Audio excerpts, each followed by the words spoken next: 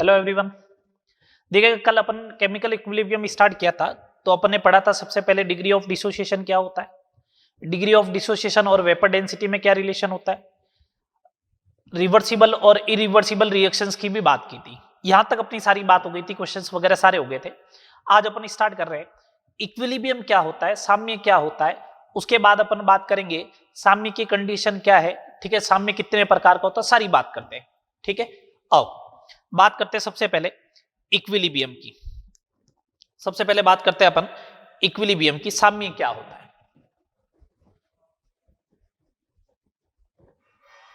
साम्य या फिर इक्विलिब्रियम, साम्य या फिर इक्विलिब्रियम, ठीक है, क्या होता है बात करते हैं। साम्य या इक्विलिब्रियम क्या होता है, यदि दो या दो से अधिक भौतिक अवस्थाएं, दो या दो से अधिक भौतिक अवस्थाएं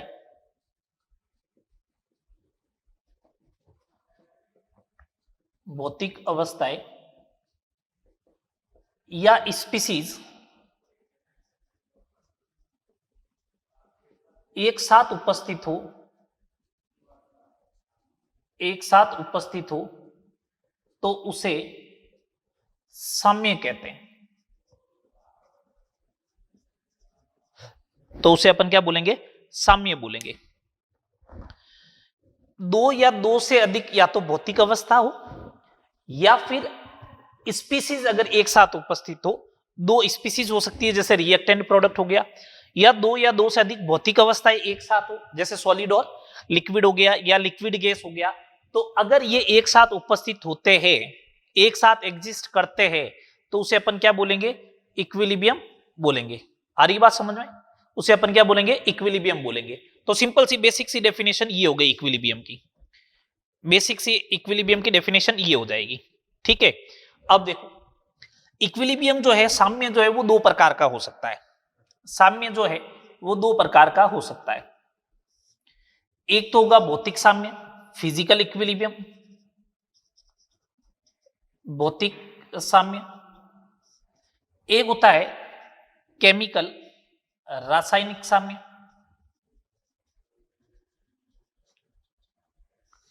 भौतिक साम्य का मतलब क्या होता है, भौतिक साम्य का मतलब क्या होता है, यदि दो भौतिक अवस्थाएं, दो या दो से अधिक भौतिक अवस्थाएं, दो या दो से अधिक भौतिक अवस्थाएं एक साथ उपस्थित हो, एक साथ उपस्थित हो, तो उसे अपन क्या बोलेंगे, भौतिक साम्य बोलेंगे। दो या दो से अधिक, दो या दो से अधिक भौतिक अवस्थाएं अगर एक साथ उपस्थित हो तो उसे अपन क्या बोलेंगे, भौतिक साम्य बोलेंगे। ठीक है, चले आगे, चले आगे। जैसे H2O लिक्विड हो गया और H2O गैस हो गया। एक बात ध्यान रखना, केमिकल इक्विलिब्रियम जो होगा या इक्विलिब्रियम जो होगा वो हमेशा रिवर्सिबल रिएक्शन से रिलेटेड है। इसका मतलब एरो ऐसे रहेगा, H2O लिक्विड हो या H2O गैस हो या फिर I2 सॉलिड हो या फिर I2 गैस हो, एक साथ उपस्थित हो, इस टाइप का करो तो इसे अपन क्या बोलेंगे, इसे अपन क्या बोलेंगे, भौतिक साम्य बोलेंगे। तो दो या दो से अधिक भौतिक अवस्थाएं एक साथ उपस्थित हो तो इसे अपन बोलते हैं भौतिक साम्य। रासायनिक साम्य में दो या दो से अधिक स्पीसीज, दो या दो से अधिक स्पीसीज एक साथ उपस्थित हो, स्पीसीज एक साथ उपस्थित हो, जैसे N2 gas plus 3H2 gas convert हो गया 2 टाइम्स NH3 गैस में। अपन को केमिकल इक्विलिब्रियम में बेसिकली ये पढ़ना है। केमिकल इक्विलिब्रियम जो है वो मॉलिक्यूलर इक्विलिब्रियम है। मॉलिक्यूलर इक्विलिब्रियम का मतलब क्या, इन टर्म्स ऑफ मॉलिक्यूल रहेगा। देखो मॉलिक्यूल के फॉर्मेट में N2 molecule, H2 molecule, ammonia molecule, molecules के फॉर्मेट में रहेगा। अच्छा, ये भी इक्विलिब्रियम हो सकता है, CH3COOH कन्वर्ट हुआ CH3CO- प्लस H प्लस में, तो ये तो जो है वो मॉलिक्यूलर इक्विलिब्रियम है और ये आयोनिक इक्विलिब्रियम है। अनडिसोसिएट पार्ट, अनआयनित भाग और आयनित भाग अगर एक दूसरे के साथ साम्य अवस्था में हो, अनआयनित और आयनित भाग अगर एक दूसरे के साथ साम्य अवस्था में हो तो उसे अपन क्या बोलते हैं, उसे अपन बोलते हैं रासायनिक या केमिकल इक्विलिब्रियम। ये तो आयोनिक हो जाएगा। और मॉलिक्यूलर इक्विलिब्रियम जो होता है, आणविक इक्विलिब्रियम जो होता है, उसे बोलते हैं रासायनिक में पढ़ते हैं अपन। और आयनित एवं अनआयनित भाग का जो इक्विलिब्रियम है उसको अपन किस में पढ़ते हैं, आयोनिक इक्विलिब्रियम। बेसिकली इंट्रोडक्शन ये है इक्विलिब्रियम का कि इक्विलिब्रियम होता क्या है। तो इक्विलिब्रियम अपन ने पढ़ा दिया कि दो या दो से अधिक भौतिक अवस्था एक साथ हो या फिर दो या दो से अधिक स्पीसीज एक साथ उपस्थित हो तो उसे अपन क्या बोलते हैं, इक्विलिब्रियम बोलते हैं। चलो आगे बोलो।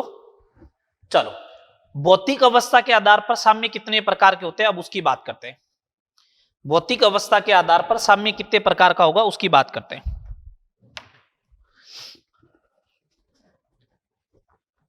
भौतिक अवस्था के आधार पर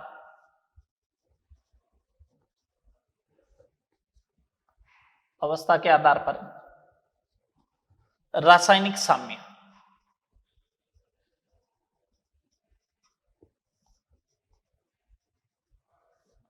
भौतिक अवस्था के आधार पर रासायनिक साम्य के कौन कौन से प्रकार होंगे वो देख लेते हैं अपन पहले। कि भौतिक अवस्था फिजिकल स्टेट के बेसिस पर इक्विलिब्रियम जो है वो किस टाइप से रहेगा वो देखो। दो टाइप का होता है, एक होता है समांगी साम्य, होमोजीनियस इक्विलिब्रियम। होमोजीनियस इक्विलिब्रियम का मतलब ये है, होमोजीनियस इक्विलिब्रियम का मतलब ये है, सुनना बात को, होमोजीनियस इक्विलिब्रियम का मतलब ये है यदि सभी स्पीसीज की भौतिक अवस्थाएं एक समान हो तो उसे समांगी साम्य कहते हैं। तो उसे अपन क्या कहते हैं, समांगी साम्य कहते हैं। सभी स्पीसीज की अगर भौतिक अवस्थाएं एक समान हो, सभी स्पीसीज की अगर भौतिक अवस्थाएं एक समान हो तो उसे अपन बोलते हैं समांगी साम्य कहते हैं। उसे क्या बोलते हैं, होमोजीनियस इक्विलिब्रियम बोलते हैं। जैसे N2 gas plus 3H2 gas convert 2 times NH3 gas, सारे गैस गैस गैस दे रखे हैं, ठीक है। CH3COOH लिक्विड है, प्लस C2H5OH लिक्विड है। एस्टर का फॉर्मेशन करता है, एस्टर भी लिक्विड फॉर्म में होता है, plus water in the liquid form, ठीक है। ये भी कैसा हो गया, समांगी साम्य का एग्जाम्पल हो जाएगा। अच्छा, सेकेंड नंबर बात करते हैं विषमांगी साम्य। विषमांगी साम्य, हेट्रोजीनियस इक्विलिब्रियम। हेट्रोजीनियस इक्विलिब्रियम क्या मतलब इस हेट्रोजीनियस इक्विलिब्रियम का, इसका सिंपल सा मीनिंग ये है, यदि सभी स्पीसीज की भौतिक अवस्थाएं एक समान नहीं हो, कि भौतिक अवस्थाएं एक समान नहीं हो,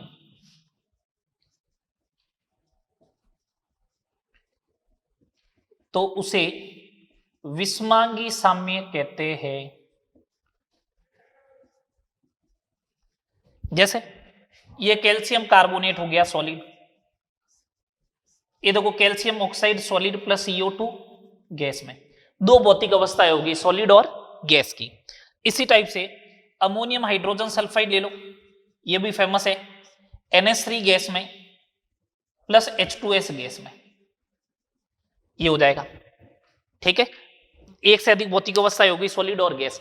अगर एक से ज्यादा भौतिक अवस्थाएं हो तो उसे हेट्रोजीनियस बोलते हैं, और एक ही भौतिक अवस्था हो तो उसे बोलते हैं होमोजीनियस। बात क्लियर होगी। तो आपसे ऐसा बोला जाएगा होमोजीनियस गैसियस मिक्सचर है, तो होमोजीनियस बोल दिया, इसका मतलब सबकी फिजिकल स्टेट सेम हो गई। पहली बात तो सबकी फिजिकल स्टेट क्या हो जाएगी, सेम। सेकेंड नंबर गैसियस बोला तो सारे के सारे गैस हो जाएंगे, इस टाइप से बोलेगा वो। चलो आगे बोलो। चलो, लास्ट बात करते हैं अपन, लास्ट बात करते हैं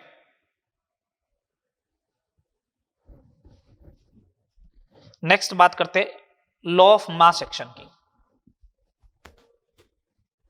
भैया ये ह्यूमिडिटी की वजह से बोर्ड भी बहुत मुश्किल से साफ होता है।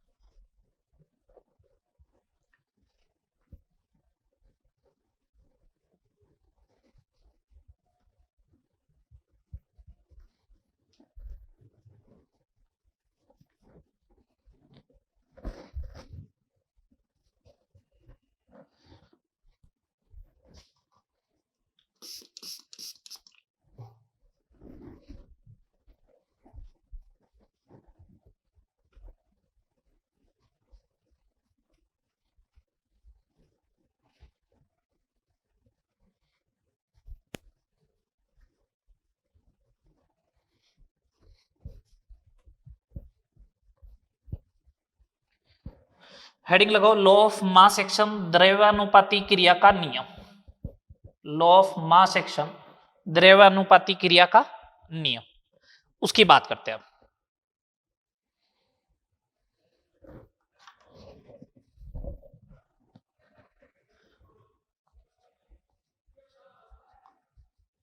लॉ ऑफ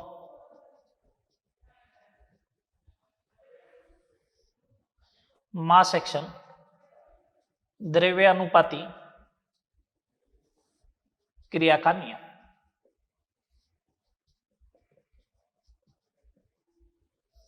ये लो, इसके अंदर कुछ वर्ड आएंगे, उसको पहले अपन डिफाइन कर लेते हैं, फिर इसके बाद ये लॉ जो है वो गुल्डबर्ग और वागे करके दो साइंटिस्ट थे, गुल्डबर्ग एंड वागे, उन्होंने दिया था। नाम अपन को ध्यान रखने की जरूरत नहीं है, कोई नहीं पूछता है, गुल्डबर्ग और वागे ने दिया था, ठीक है ना। सबसे पहले अपन इसके अंदर पढ़ते हैं एक्टिव मास क्या होता है, सक्रिय द्रव्यमान क्या होता है। एक्टिव मास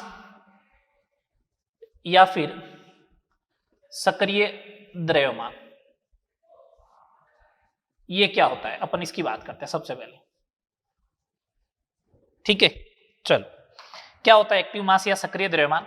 तो अपन बोले एक्टिव मास या सक्रिय द्रव्यमान क्या होता है, किसी स्पीसीज का, ऐसे लिखो,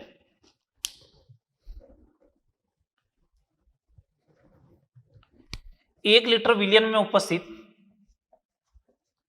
1 लीटर विलियन में उपस्थित किसी स्पीसीज के मूलों की संख्या को,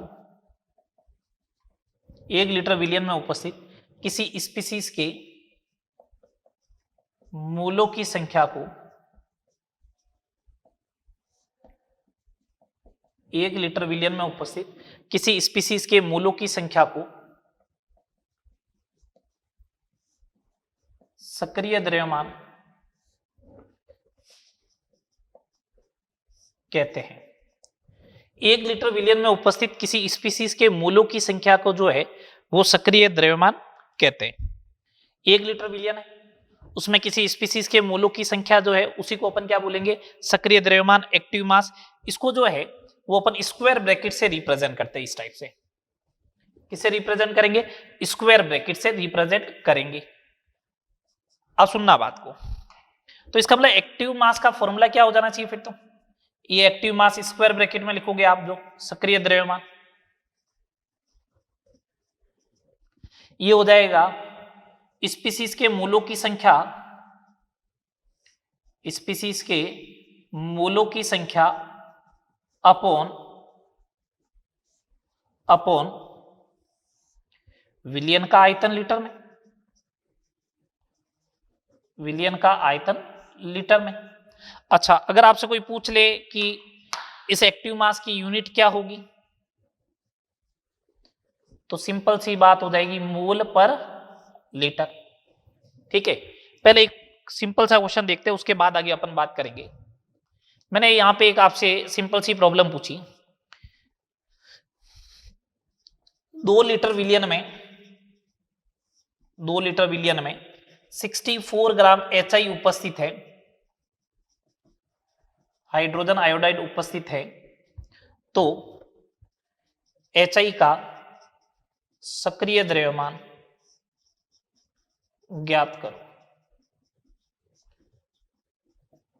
HI का सक्रिय द्रव्यमान ज्ञात करो।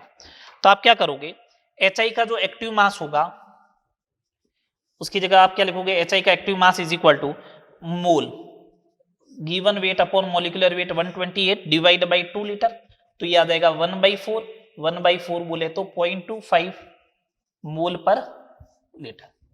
सही बात। एक बात ध्यान रखना, इंपॉर्टेंट बात है, क्या बात है वो सुने। हेट्रोजीनियस सिस्टम लिया, अब आपको मालूम है हेट्रोजीनियस इक्विलिब्रियम होता क्या है, ठीक है, ये मैं सारी टर्मिनोलॉजी क्लियर कर चुका हूं। हेट्रोजीनियस इक्विलिब्रियम में सॉलिड एवं लिक्विड का एक्टिव मास एक माना जाता है, 1 माना जाता है। इस बात का आपको ध्यान रखना है बार बार। Active mass of solid and liquid क्या होता है, 1 कंसीडर होता है, इस बात का ध्यान रखें, ठीक है। तो सॉलिड और लिक्विड का एक्टिव मास 1 माना जाएगा, ठीक है। ये तो एक्टिव मास की बात हो गई। अब सुने, अब सेकंड पॉइंट के ऊपर आते हैं। लॉ ऑफ मास एक्शन है क्या, द्रव्यानुपाती क्रिया का नियम है क्या, सुने बात को। इसके अकॉर्डिंग अपन बोले द्रव्यानुपाती क्रिया नियम के अनुसार, द्रव्यानुपाती क्रिया नियम के अनुसार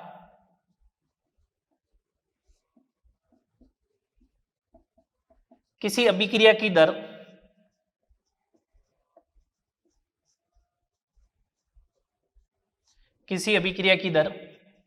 क्रियाकारक के सक्रिय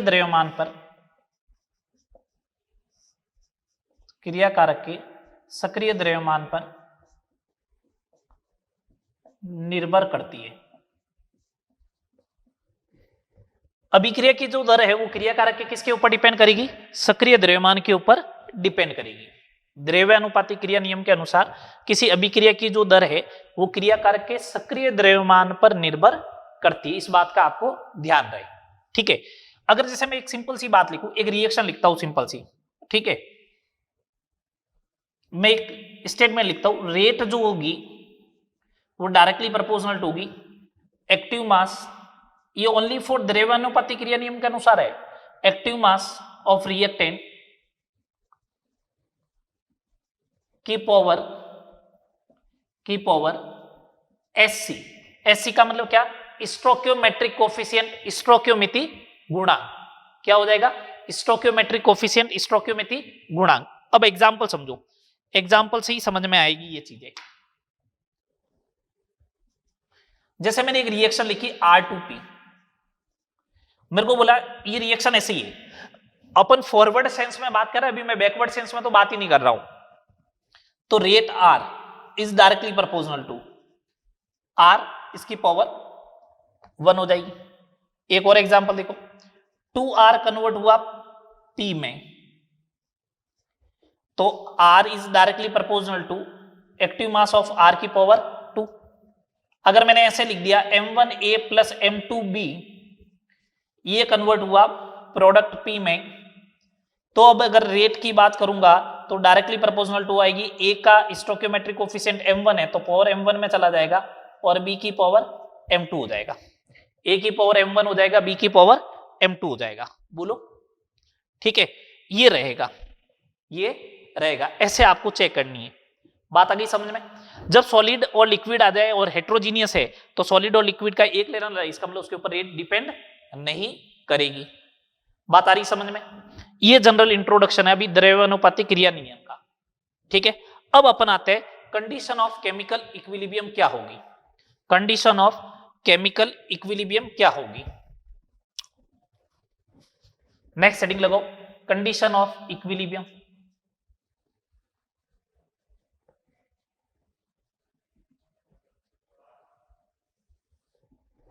कंडीशन ऑफ इक्विलिब्रियम। इक्विलिब्रियम की कंडीशन क्या है उसको अपन समझते हैं। सुनना बात, एक रिएक्शन लिख रहा हूं, रिवर्सिबल रिएक्शन, आर कन्वर्ट हो रहा है पी में, आर कन्वर्ट हो रहा है पी में, टी इक्वल टू 0 टाइम पे इसकी कंसेंट्रेशन मैक्सिमम मान ली 100 होती है, इसकी 0 होती है, क्योंकि रिएक्टेंट से ही प्रोडक्ट में अपन जनरली कन्वर्ट करते हैं। तो मेरे को अगर स्टार्टिंग में पूछे टी इक्वल टू 0 टाइम पे, तो रेट ऑफ फॉरवर्ड डायरेक्शन, अब इसके अंदर दो रिएक्शन हो रही है, सुनना बात को, इसके अंदर दो रिएक्शन हो रही है, कौन कौन सी, इसके अंदर दो रिएक्शन हो रही है, कौन कौन सी, एक तो फॉरवर्ड रिएक्शन हो रही है, फॉरवर्ड वो हो रही है आर कन्वर्ट हो रहा है पी में, एक हो रही है बैकवर्ड, बैकवर्ड कौन सी हो रही है, पी कन्वर्ट हो रहा है आर में। फॉरवर्ड की रेट की बात करूंगा तो R F is directly proportional to R के होगा, और आर बैकवर्ड जो होगा वो डायरेक्टली प्रोपोर्शनल टू कंसेंट्रेशन या एक्टिव मास ऑफ पी होगा। सही बात बोल रहा हूं, बोलिए, ऐसा ही होगा। अब अगर ऐसा है, अगर ऐसा है तो सुनना बात को ढंग से, ऐसा है तो सुनना बात को। स्टार्टिंग में बात करूंगा तो रेट ऑफ फॉरवर्ड टी बराबर 0 पे आर एफ मैक्सिमम होगा, क्यों, ये 100 है और ये मैक्सिमम वैल्यू होगी, और आर भी 0 होगा और ये मिनिमम है। जैसे T equal to T time पे आओगे, किसी पर्टिकुलर टाइम t1 पे आ गए, तो यहां से मान लो ये 20 गया तो इधर 20 बनेगा, तो आर एफ 80 आया, मतलब आर एफ डिक्रीज हुआ, आर बी 20 आया, आर बी बढ़ने लग गया। आर एफ कम होने लगा, आर बी बढ़ने लगा, तो एक सिचुएशन तो ऐसी आएगी ना, आर एफ यहां पे था, आर बी यहां पे था, एक सिचुएशन तो ऐसी आएगी ना, और दोनों बराबर। तो किसी पर्टिकुलर टाइम t बराबर t2 टाइम पे जब ये 100 माइनस 50 होगा तो ये भी 50 हो जाएगा, तो t equal to t2 time पे R F is equal to R B and remains constant, और ये क्या हो जाती है, कांस्टेंट हो जाती है, रिमेन्स कांस्टेंट। तो इसी को अपन क्या बोलेंगे, इसी को बोलेंगे इक्विलिब्रियम कंडीशन, इसी को अपन क्या बोलेंगे, इक्विलिब्रियम कंडीशन। तो इक्विलिब्रियम कंडीशन क्या होगी, सुनना बात को, इक्विलिब्रियम कंडीशन क्या होगी, इक्विलिब्रियम कंडीशन उसको बोलते हैं अपन, इक्विलिब्रियम कंडीशन उसको बोलते हैं जब रेट ऑफ फॉरवर्ड और रेट ऑफ बैकवर्ड बराबर हो जाए, rate of forward and rate of backward बराबर हो जाए और कांस्टेंट और हो जाए, फॉरवर्ड और बैकवर्ड की रेट बराबर और कांस्टेंट भी हो जाए, तो उसी को अपन बोलते हैं कंडीशन ऑफ केमिकल इक्विलिब्रियम। ये समझ में आया, बोलो। अब सुनना होगा क्या, आर एफ बराबर आर बी हुआ, उस कंडीशन में 5 की रेट से इधर जाएगा फॉरवर्ड में, तो जैसे सुनना 5 की रेट से अगर इधर जाएगा तो हैंड टू हैंड 5 की रेट से इधर आ जाएगा। तो अगर इसके सपोज करो 50 मोल है, इधर भी 50 है, तो जैसे ही 5 इधर गया तो यहाँ 55 होने लगे, उसी टाइम 5 उसने इधर भेज दिया, तो इधर वापस 50 हो गए, इधर 45 का 50 हो गया, तो इसका मतलब कंसेंट्रेशन क्या हो गई, कांस्टेंट हो गई, मोल क्या हो गए, कांस्टेंट हो जाएंगे, लेकिन रेट क्या रहेगी, बराबर और कांस्टेंट रहनी चाहिए, उसी को अपन बोलेंगे कंडीशन ऑफ केमिकल इक्विलिब्रियम। ठीक है, उसी को अपन बोलेंगे कंडीशन ऑफ केमिकल इक्विलिब्रियम। चलो आगे, अब अपन बात करते हैं इक्विलिब्रियम की कैरेक्टरिस्टिक्स क्या होगी, इक्विलिब्रियम की कैरेक्टरिस्टिक्स क्या होगी उसकी बात करते हैं। ठीक है, चलो नेक्स्ट देखिए साम्य की विशेषताएं, साम्य की विशेषताएं, कैरेक्टरिस्टिक्स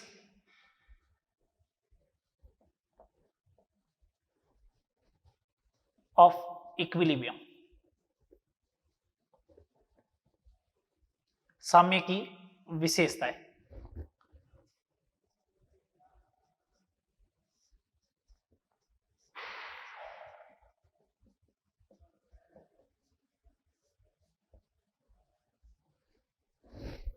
साम्य की विशेषताएं, चलो बात करते हैं, साम्य की विशेषता की बात करते हैं।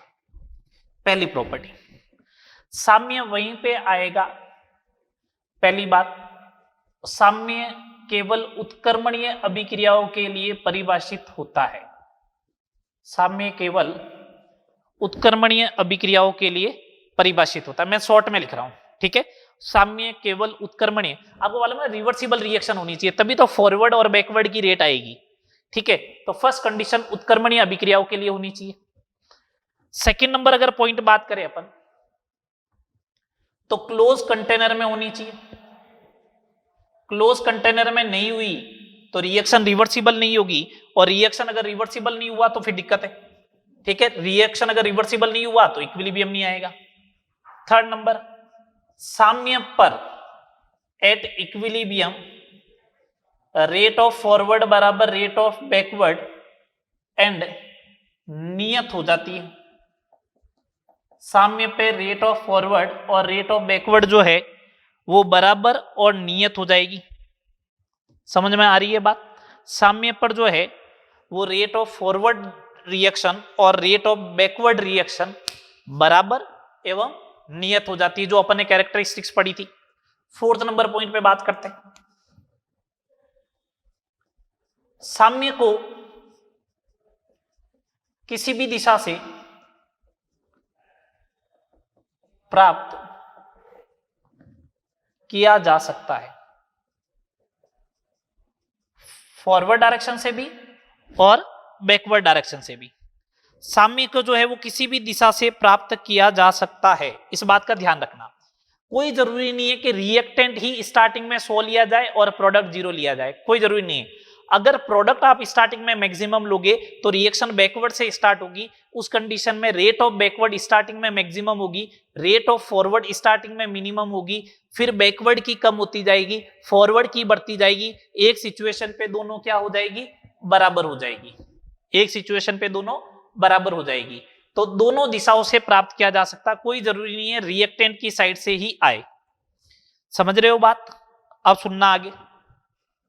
Fourth number point, fifth number point, साम्य पर क्रियाकारक, साम्य पर क्रियाकारक एवं उत्पाद की सांद्रता बराबर हो भी सकती है, हो भी सकती है अथवा नहीं। सेम हो भी सकती है और नहीं भी हो सकती, कोई गारंटी नहीं है। सेम भी हो सकती है और नहीं भी हो सकती है। एग्जाम्पल समझा रहा हूं, देखना। एग्जाम्पल से समझो कि बराबर होगी या नहीं होगी, उसको आप एग्जाम्पल से समझिएगा। जैसे मैंने एक रिएक्शन लिखी, आर कन्वर्ट हो रहा है पी में, टी बराबर 0 टाइम पे 100 और ये 0 है, तो यहां पे आर एफ जो आएगा वो 100 आएगा और आर भी 0 आएगा, बराबर नहीं है अभी, तो इक्विलिब्रियम नहीं आया। T equal to T time पे, T1 टाइम पे 100 माइनस 20 है, ये 20 है, आर एफ अभी 80 आ रहा है, आर भी अभी 20 आ रहा है, तो इक्विलिब्रियम नहीं है, अभी भी नहीं है ना। T equal to T2 time पे अगर यहां से 50 जाएगा तो इधर 50 बनेगा, तो आर एफ कितना हो गया? 50, आर बी भी कितना हो गया? 50। तो बोलो आर एफ और आर बी बराबर है या नहीं? हो गया ना बराबर, तो इसका मतलब इक्विलिब्रियम आ गया। तो ये कंडीशन जो है वो इक्विलिब्रियम को रिप्रेजेंट कर रही है। यहां पे सांद्रता बराबर है किसकी? क्रियाकारक एवं उत्पाद, दोनों की सांद्रता क्या है? बराबर है, अभी तो बराबर है। अब सुनना बात को आराम से, आराम से सुनना। अगला एग्जांपल लिया मैंने, ए कन्वर्ट हो रहा है 2b में, टी इक्वल टू 0 टाइम पे इसकी कंसंट्रेशन 105 है, इसकी 0 है, आर एफ 105 आएगा, आर बी 0 आएगा। लो, T equal to T1 time पे इसमें से 2 माइनस कर दो, 105 में से 2 माइनस कर दो तो इधर 4 बनेगा, तो आर एफ कितना हो जाएगा? 103, आर बी कितना हो जाएगा? 4 का स्क्वायर 16। बैकवर्ड की रेट के लिए तो बी का स्क्वायर आएगा ना, तो 16 हो जाएगा।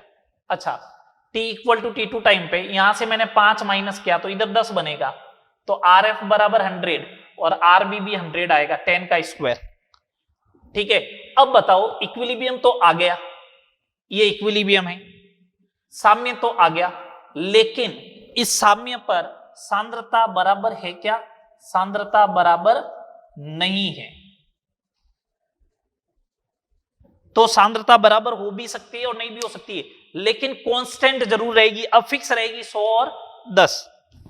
अगले पॉइंट पे बात करते हैं, अगले पॉइंट पे बात करते हैं, फिफ्थ 6 नंबर पॉइंट, साम्य पर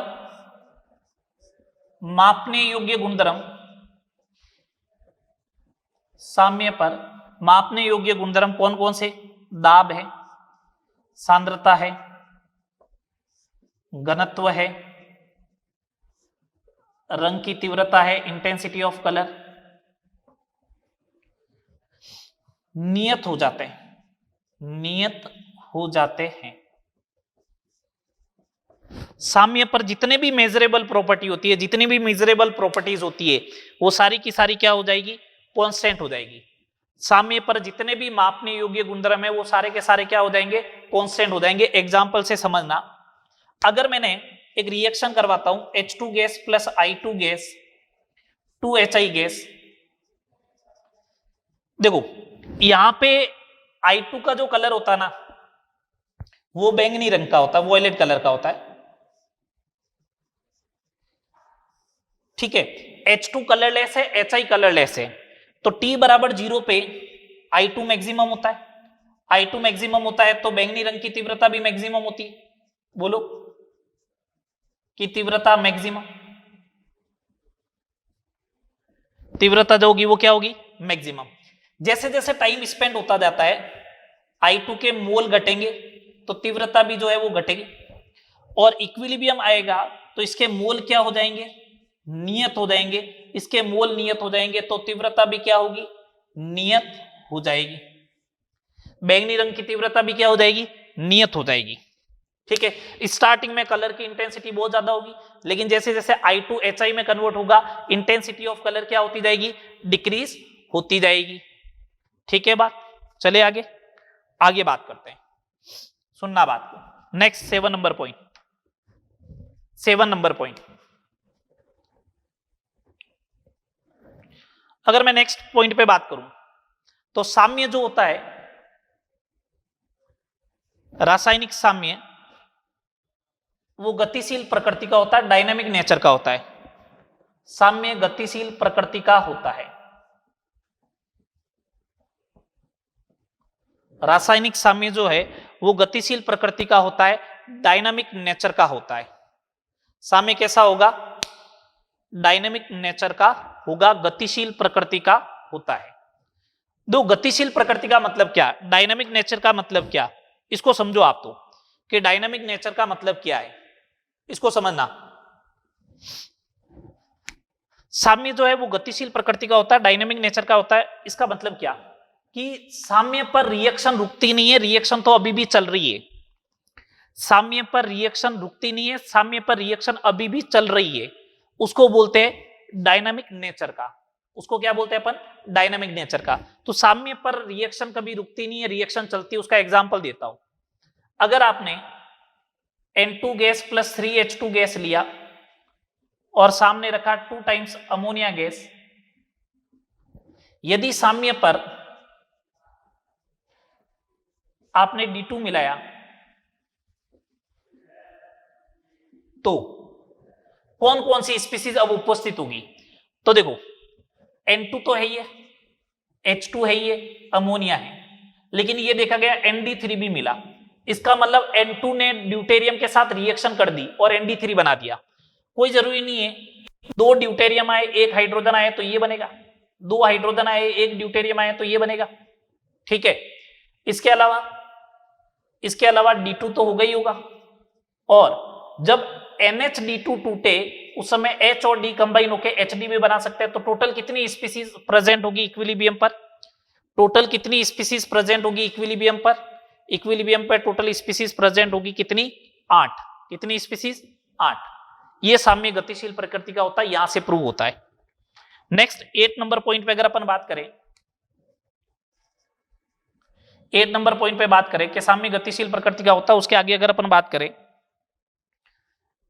साम्य पर जो है वो गिब्स मुक्त ऊर्जा में परिवर्तन जो है, गिब्स मुक्त ऊर्जा में परिवर्तन जो है वो कितना होता है? 0 होता है। इसका मतलब डेल्टा जी जो होगा वो 0 होगा। साम्य पर डेल्टा जी कितना होगा? 0 होगा। इस बात का भी ध्यान रखना है आपको, साम्य पर डेल्टा जी क्या होगा? 0 होगा। अगर साम्य पर डेल्टा जी 0 है तो अगर आप ग्राफ ड्रॉ करें, अगर अपन ग्राफिकल रिप्रेजेंटेशन करें, ये गिब्स फ्री एनर्जी है जी। और अगर मैंने कोई ऐसा ग्राफ बनाया,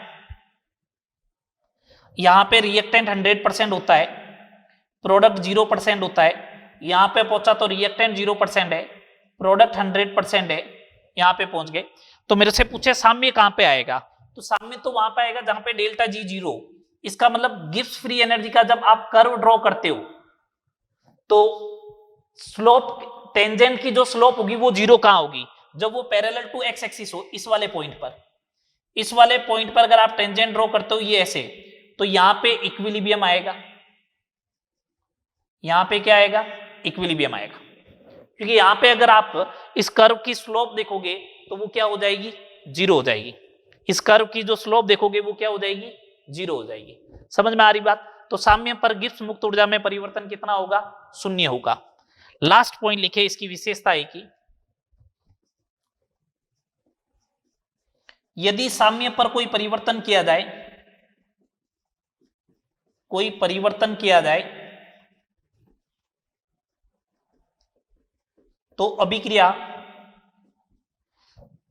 उस दिशा में विस्थापित होगी, उस दिशा में विस्थापित होगी जहां पुनः साम्य स्थापित किया जा सके।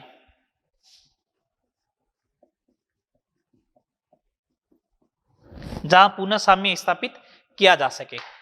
अगर आपने साम्य पर कुछ भी चेंज किया, अगर आपने साम्य पर कुछ भी परिवर्तन किया तो अभिक्रिया उस दिशा में जाएगी जिधर पुनः साम्य स्थापित किया जा सके। मतलब वापस नया इक्विलिब्रियम स्टेबलाइज होगा, जाना हमेशा इक्विलिब्रियम की तरफ ही रहेगा आपको। ठीक है, यहां तक नोट करो, फिर आगे बात करते हैं। चलो अब इक्विलिब्रियम कांस्टेंट लिखना सीख रहे हैं। ठीक है, इक्विलिब्रियम कांस्टेंट साम्य अवस्था स्थिरांक सांद्रता के पदों में, साम्य अवस्था स्थिरांक सांद्रता के पदों में।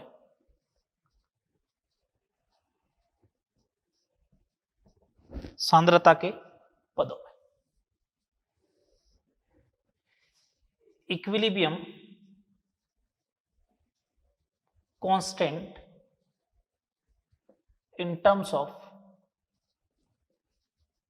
कंसंट्रेशन। समझना बात को आराम से।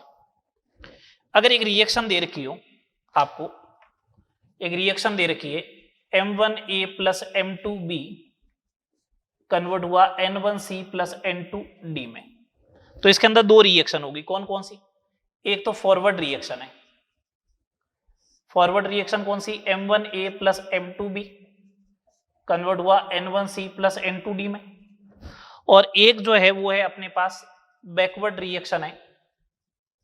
बैकवर्ड रिएक्शन में कौन है, N1C प्लस N2D मिलके क्या बनाएगा, M1A प्लस M2B मिलाएगा। सही बात, ये चीज है। मैं रेट ऑफ फॉरवर्ड रिएक्शन लिख रहा हूं, RF is directly proportional to reactant, ये लो डायरेक्टली प्रोपोर्शनल टू का साइन हटाया, KF लिख दिया। KF क्या है यहां पे, KF जो है अग्र अभिक्रिया, फॉरवर्ड रिएक्शन अग्र अभिक्रिया का दर नियतांक है। ठीक है, सिमिलर वे में RB लिखोगे तो ये आएगा KB into C raise to the power N1 D raise to the power N2। KB क्या है, पश्च अभिक्रिया का दर नियतांक है। पश्च अभिक्रिया का क्या हो जाएगा, दर नियतांक हो जाएगा। समझ में आ रही है बात। ठीक है, अब सुनना बात को। साम्य पर RF तो RB के बराबर होगा, साम्य पर RF RB के बराबर होगा तो करो बराबर। RF की वैल्यू पुट कर दो KF A raise to the power M1 B raise to the power M2, RB की जगह KB C raise to the power N1 D raise to the power N2। KF upon KB कर लेता हूं, KF upon KB कर लेते हैं। चलो, C raise to the power N1 D raise to the power N2 upon A raise to the power M1 B raise to the power m2। kf upon kb को अपन एक नया constant दे दिया kc, equilibrium constant है n1 d raise to the power n2 upon a raise to the power m1 upon b raise to the power m2। ये एक नया constant हो गया। k का मतलब इक्विलिब्रियम कांस्टेंट और c का मतलब सांद्रता के पदों में। k का मतलब इक्विलिब्रियम कांस्टेंट और c का मतलब किसके पदों में? सांद्रता के पदों में, सांद्रता के पदों में। समझ रहे हो बात? ठीक है। k का मतलब इक्विलिब्रियम कांस्टेंट, c का मतलब सांद्रता के पदों में, ये हो जाएगा। नॉर्मली अगर बोलूं इन जनरल तो kc जो होगा वो p बाई आर होगा। मैं बार बार ये बोलूंगा p बाई आर है, देखो p बाई आर है, मैं ऐसा बोलूंगा kc जो होगा वो जनरली किसके टर्म्स में होगा? p बाई आर के टर्म्स में होगा। चले आगे बात करें। ये तो हो गया equilibrium constant in terms of concentration. Equilibrium constant